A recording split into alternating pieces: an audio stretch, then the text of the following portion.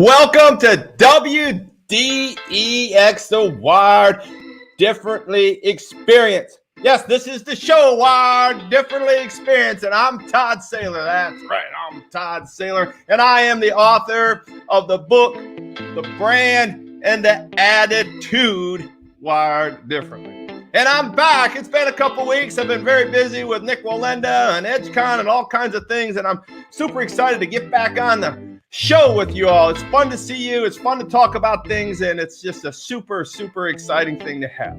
Well, listen, my name is Todd, and you got that part. Well, but my job is to inspire you. My job is to encourage you. My job is to love you, motivate you, and teach you some things.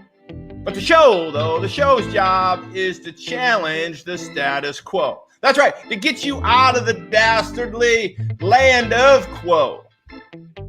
And your job, well, your job is easy. Sit back, take a few notes, right? But I want to challenge you to be, do, and think differently. That's what this show is. That's what this 15, 20 minutes is all about. What can you start with and end up with by the time we're done talking? So today I want to talk to you about the scary of going bald. The scary of going bald. I want to make sure you all catch me on my podcast, The Wired Differently Experience, on Spotify, iTunes, The Wired Differently Experience. Obviously, you're watching me on this show here right now on Facebook. And go to my YouTube channel, Todd Saylor Wired Differently, or Wired Differently Todd Saylor, and certainly subscribe. I appreciate that. And for a limited time only, if you go and subscribe to my Wired Differently YouTube channel today or soon, DM me, subscribe, hit the little button alarm, subscribe bell, and I'll send you a free Wired Differently shirt. That's right, on me. Well, let's talk about this 3 verbs before we get going. The 3 verbs that us Wired Differently people live by. I want to remind you that you're different. I want to remind you that you're special. I want to remind you that you are of God's people and all these things and all this stuff we're doing together in this world we call unbelievable. Let's do this thing called life, right? But I want to remind you that the 3 verbs that Wired Differently people live by are believe, prepare, attack. Say it with me. Believe, prepare, attack. Believe, prepare. So those are the 3 verbs we live by. And what that takes us to is the quote from my very first book was, it's not the efforts we make, not just the efforts that we make, but more so the distances we're willing to go. So when you put the believe, prepare, attack together with the distances that we're willing to go, we're finishers. We're not quitters. We're going the distance in all that we do. And so think about those things as we prepare for the 5 R's of your rescue, right? The scary of going bald. So the story I'm going to give you today is 3 little stories I want to share with you about me, yours truly, right? Guess what? I know, maybe some of you haven't noticed, I am bald. And I want to use it metaphorically as the scary of something. My scary was of going bald. You all have something that you're scary of, or you're worried about or you're nervous of, or your anxiety is germinating and bubbling up and causing challenges for you. I have a lot of friends that are going through a lot of things with the COVID, the pandemic, the epidemic. But you know what? Life goes on. I have a lot of friends that have dealt with illnesses and challenges. And we're going to close with a quote from Steve Jobs when we're done with this. But there's a lot of serious things going on, and it all just doesn't revolve around COVID. So I want you to think of these stories about the scary of going bald metaphorically. What is your scary? Mine was the scary of going bald early on in life. And the subtitle to this is, Only You Can Rescue You. I'm going to give you the 5 R's. The 5 R's of you rescuing you from your scary. Right? We all have a scary. We all have this thing we want to deal with. So I just want to kind of set this up. You know how I do my stories and all. And so I think that the coolest thing I want to talk to you about is I love my hair. Follow with me here. I love my hair, man. I had the best hair. I mean, literally, class of 1983 in high school. I mean, I should have won best hair. I should have won best hair. You know what? I think Piatek. Dave Piatek. He probably won it. It was rigged. I had the best hair. But I love my hair. I mean, back in the 80s, I remember sticking my head out the window, man, playing Def Leppard, High and Dry. You know, it was awesome music. And my hair would just go flying back as I stuck it out the window. I'm driving, hey, my hair's going back. Then you come back inside, you pull up the console, and then you spray it with hairspray. Man. It was like a helmet, man. It was the best thing ever. Speaking of helmets, though, as I played football through high school and then through college, I noticed as I took my helmet off, man, I just started to lose hair. I tried everything. My wife still married me. I think she knew. She's watching the show today. I think you knew, baby, I was going to lose my hair, but you didn't care. At least you didn't act like it. But so I just kind of moved through it all, and I tried all kinds of things. We ended up getting married. I remember trying the Ron Popeil hair. I tried Jeramac shampoo, and we're going to talk about these metaphors on how we're going to solve the scary. I tried all these things, man. I literally tried, man. The best thing I ever did was I bought this spray on hair, man, and I put the brown spray all over my hair, and it collected to the follicles, and the follicles got thicker, and it blew it up and blew it, and then you put a little like a shellac over it. And I remember walking in the house, and I said, hey, what's going on? Need me to help cook dinner or anything? And my wife just kind of looked at me. And she just kind of looked at me strange and funny, like, yeah, you're being weird. Well, I mean, I was trying to get her to notice my hair. Well, anyway, she didn't notice my hair. It's kind of funny if you think about it by now. So we ended up going out to the hockey game at the Comets back in Indiana. I lived in Indiana, Angola, Fort Wayne, Indiana. If you're out there, give me a shout out. But the point is, I went to the Comets game, and we sat in the second row. And as I was feeling good about my hair and having my hair back, and my wife was sitting next to me and everything, it started to get a little warm. It started to get a little hot at the hockey game, to be honest with you. People were cheering and we were clapping and carrying on. And before you know it, I had sweat dripping down my forehead. And my wife looked over at me and she started to laugh. I said, what's going on? She says, well, you got brown paint dripping all down your forehead, honey. And I had to get up, and it was such a mess. The scary of going bald lets you to do things. The scary of anything makes you become desperate and try things. The scary of anything is just this idea of attacking it and understanding how to fix it. So this kind of conflict resolution message about the scary of going bald in the 5 hours I'm going to take you through. I got to take you back to 8th grade, though. Back in 8th grade, I got to tell you this story and how I dealt with the scary going bald. But I got to set it up with the breakup story, right? The breakup story. We all had breakups, right? We all had breakups when we were kids and through high school. Probably Piatek again. But I was in 8th grade, and I had this girlfriend. We would talk in the hallways, that kind of thing. Her name was Penny. We'll just call her Penny. And I found out one day that Penny was going to break up with me. And I didn't find out on my own because we didn't have cell phones back in the day, but I had a friend by the name of Dave Piatek. We'll get to him some other time. I got a lot of stories about Dave. And anyways, he's in my first book. I didn't get him in my second book, but there's a reason for that because he'll probably be in my third book. But anyways, Dave, remember when you told me Penny was going to break up with me? What did I do? What does any man do? What does any boy do when he finds out that the girl is going to break up with her? Before they get a chance to break up with them, I broke up with her first. I beat her to the punch. That way I didn't get dumped. She got dumped. Well, the point of the matter is my hair is a breakup story. And I want to thank Penny for the guts to break up with my hair first. Because you see, I saw my hair leaving me. I saw it coming out in the helmet. I saw it coming out in the hat. I saw it all in the drain dribbling around. I saw it in the Ron Popeil spray. No Jeramac conditioner. Nothing I could do could bring my hair back. I don't care what shit they tell you on TV. If your hair is gone, let it go. So I learned a lesson from Piatek and Penny back in the day in 8th grade.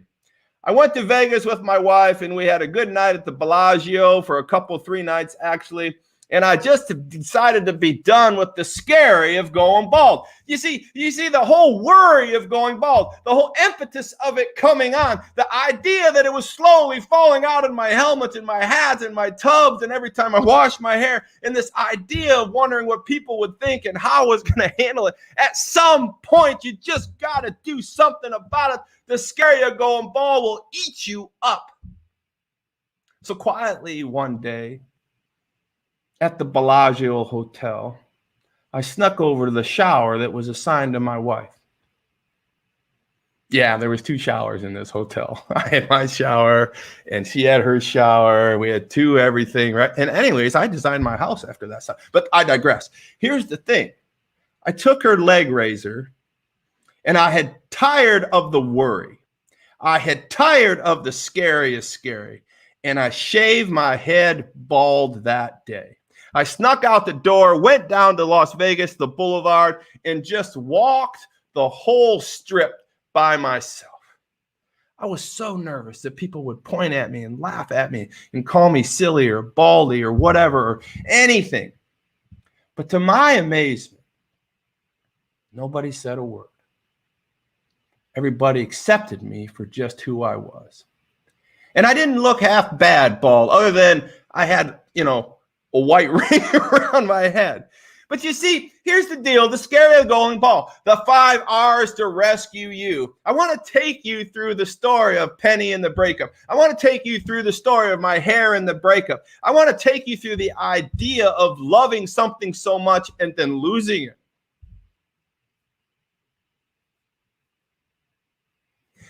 Your identity is attached to things that don't matter. There's times where we have to separate from who we thought we were because they're forced upon us.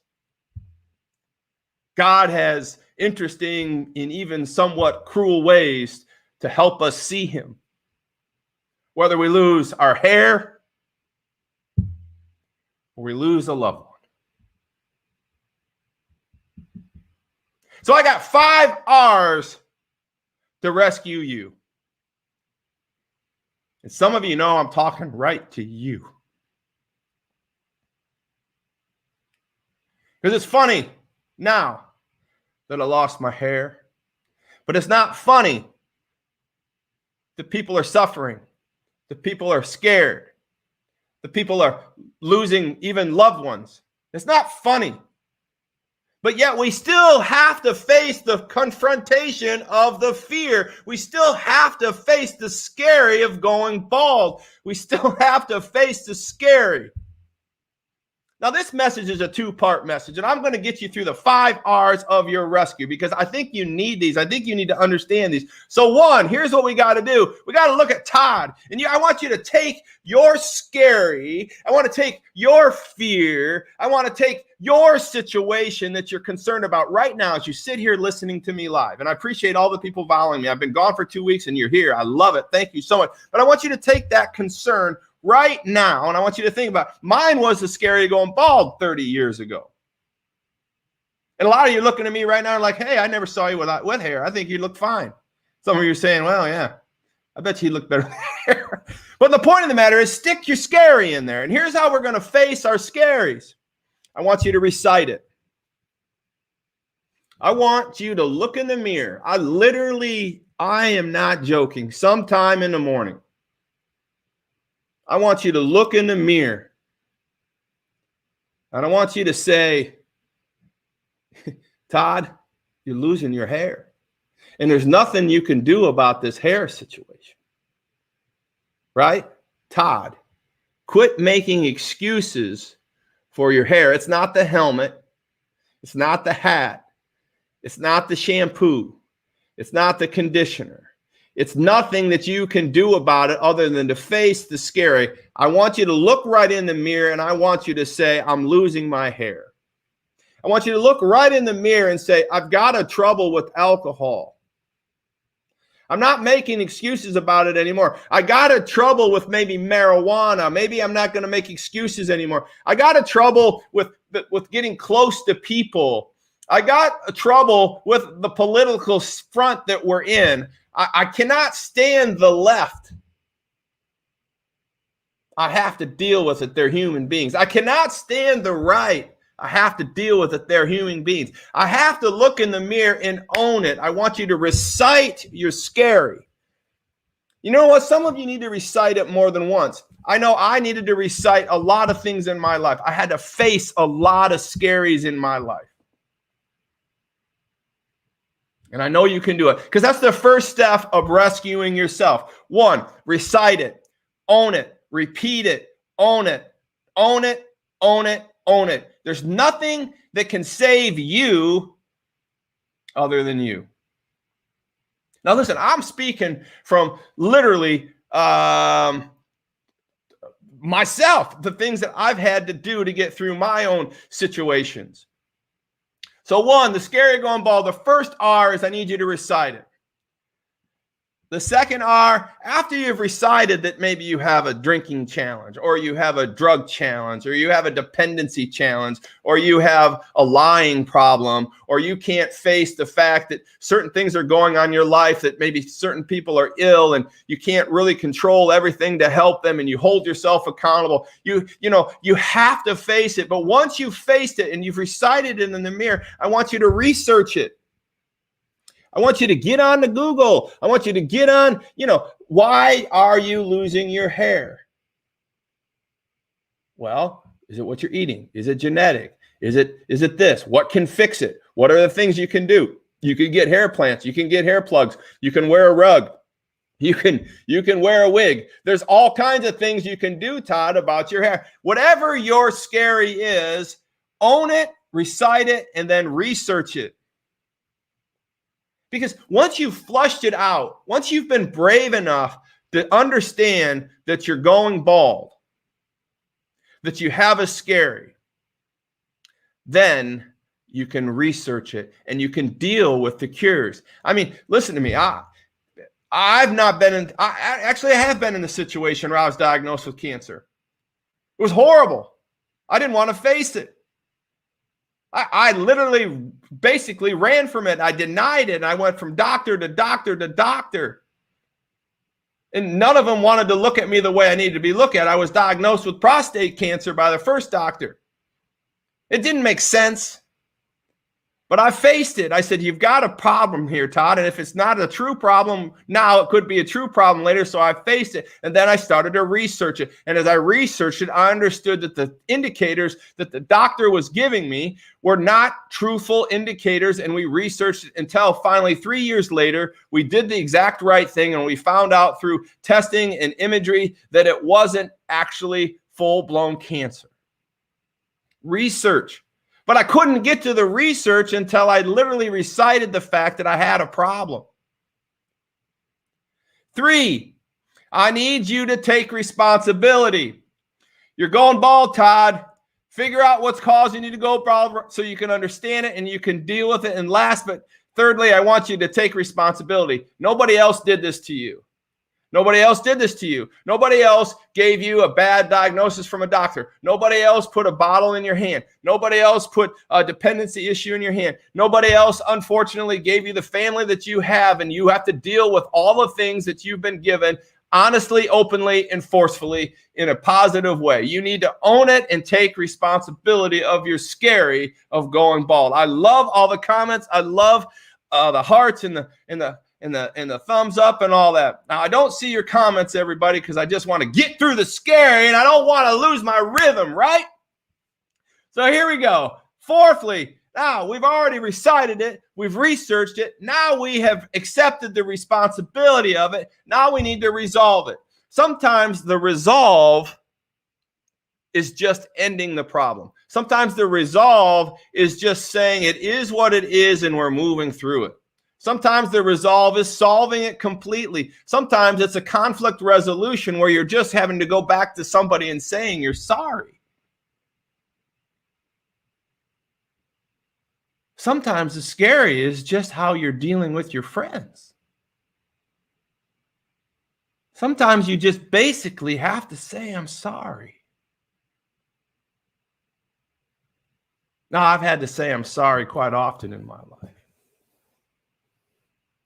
And I will tell you this, the scary of going bald or the scary of facing the fact that you were wrong, it does get easier to confront your scary once you go through the recite it, research it, take responsibility, and then resolve it.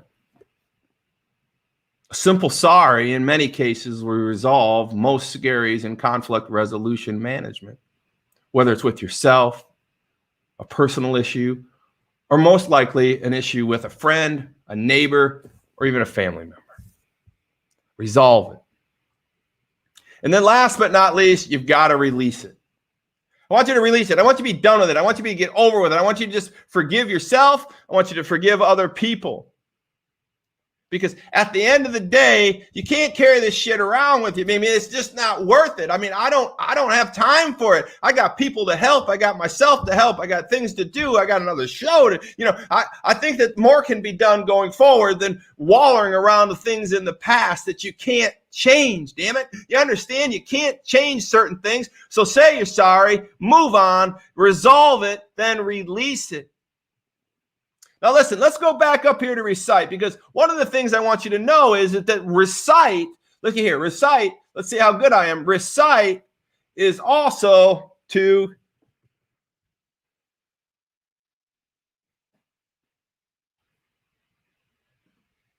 confess. So number one, when we recite something, we're actually confessing to ourselves, to God, to our friends, to others, because it's helpful to get it out, right? And the next thing I want to make sure that you understand here is to own the issue. To research. Research is this one here. Try this one out, right? This is see how good I am.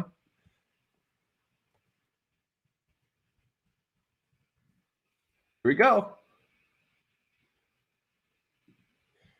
Research it. So if you've confessed it, now study it. Study the word, right? So here's how we are. We're moving right through this. And the last thing I wanted to kind of parlay this onto was this one. Here we go. You following me in my typing skills? Can't believe that I'm actually getting these words right without spell check, huh? Here we go. And last but not least, when you release it, you forgive it. You forgive yourself. So 1, confess. 2, study the word. And 3, forgive yourself, forgive your friend, forgive somebody. We can't carry this stuff around with us. So I want you to understand that this is the 5 hours of rescuing you. And I want you to understand that we are called a higher calling. I mean, I know that you're watching this. I know a lot of you. Heck, we got a lot of people on the show. I want you to understand that we are called to believe, prepare, attack. Those 3 verbs. I want you to understand that we are called to go the distance. And it's not just getting on a show like this and listening to it or talking about it. It's to go the distance, because the efforts in a show, the efforts in a study, the efforts in the things that we're doing aren't enough. You have to go the whole way. You have to go from recite, right, to release. I need you to go the distance. I need you to be that person that can go the distance, that can be committed to the 5 hours of rescuing yourself. Now, I know this is a simple message, but sometimes the most simple messages make the most simple sense. All of you are scared of something. I know it. I'm scared of something constantly. Now, next week, we're actually going to talk about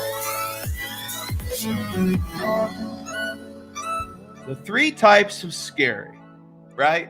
So really, this message was a setup, because next week, we're going to talk about the 3 types of scary. There's only 3 types of scary. There's the wanted scary, the wasted scary, and the winning scary. You're winners. You're wired different. So let's wrap this thing up. The 5 R's to rescuing yourself. I want you to figure out what your scary is. I want you to recite it. I want you to research it. I want you to own it. I want you to resolve it. And I want you to release it. Let that bad boy go. So we got this thing. I'm looking forward to seeing you next week. And make sure you understand that I redo all these videos and we put them on YouTube.